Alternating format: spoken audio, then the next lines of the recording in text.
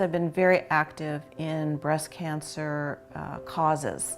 I've done the Avon Walk now for 17 years. I have been a part of the process of encouraging women to be educated consumers of their health care. I had an annual mammogram, just a routine check, during which time they found a spot on one of my breasts and did a fine needle biopsy, and then went on for an MRI where they found cancer in my right breast as well.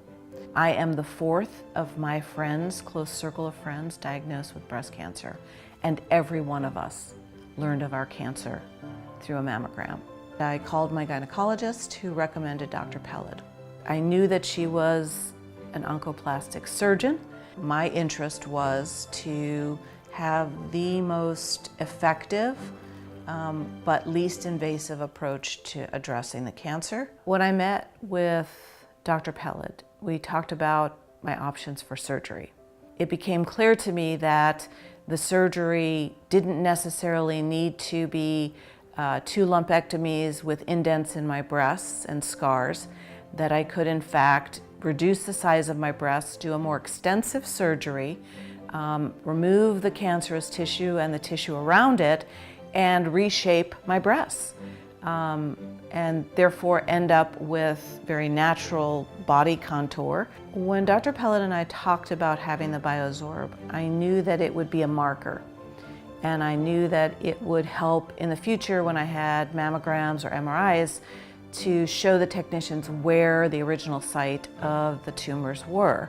But what I didn't realize is that when I went for radiation, that the radiation oncologist would jump up and down for joy looking at my films and saying, "This makes our work so much easier. I know exactly where the sites are. When we do your boost treatments, we don't have to do extra films, and in fact, we don't have to do as many treatments." So since my surgery, I have been completely unaware of the markers. I cannot feel them upon self-exam, and there's no evidence of them visually. I chose oncoplastic surgery because it seemed to make the most sense in terms of being the best prevention for cancer in the future. I got the cosmetic outcome I wanted, and I joked about the fact that, you know, hey, I have breast cancer, why don't I get the breasts I've always dreamed of? And the second was that it provided opportunities for easier detection with less breast tissue, and actually less discomfort during other testing. I think in the end it was also a personal choice based on the fact that I thought, hey, I've got this diagnosis, I'm going to think very positively about this, what can I get out of it as well?